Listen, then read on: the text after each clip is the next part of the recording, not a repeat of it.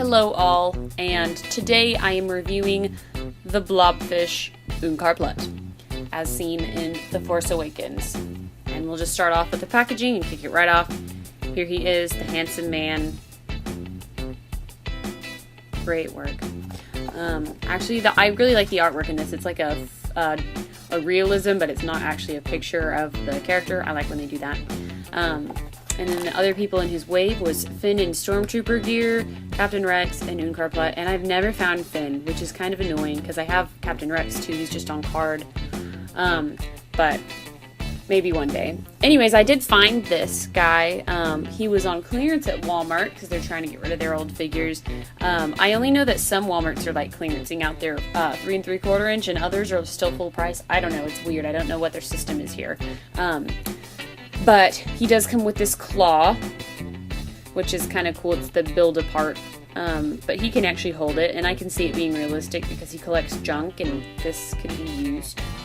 I totally see that.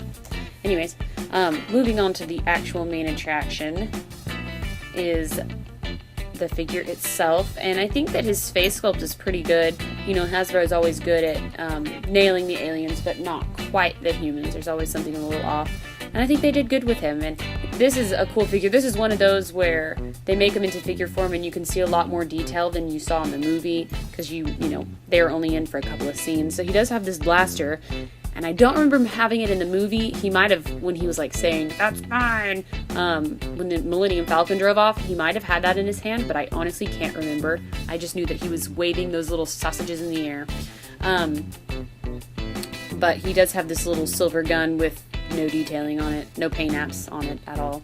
And then he's got his metal sheeted apron, and with some funky, shoulder pads and the little part on the back. And this can be lifted away. Oh, nope, it's stuck at the center. Just kidding.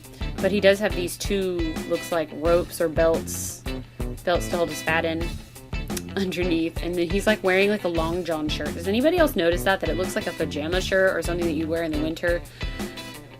I don't know. Base layer. And then he's got like galligaskins tucked into some little boots that are tied up with twine. It's very interesting. I definitely like the look of these guys out on Jakku. They're definitely scavengery looking. And then of course he's got this weird thing on his head. I don't know if it's part of his head or his helmet or well, I guess it's like just a cap, but he's still pretty cool. He kind of has, I mean, he's got a little bit more than just side to side. Well, he's got a little bit more than side-to-side movement because he can kind of go like that, plus that. I think it's like a ball hinge, for as much of a ball hinge as this figure allows.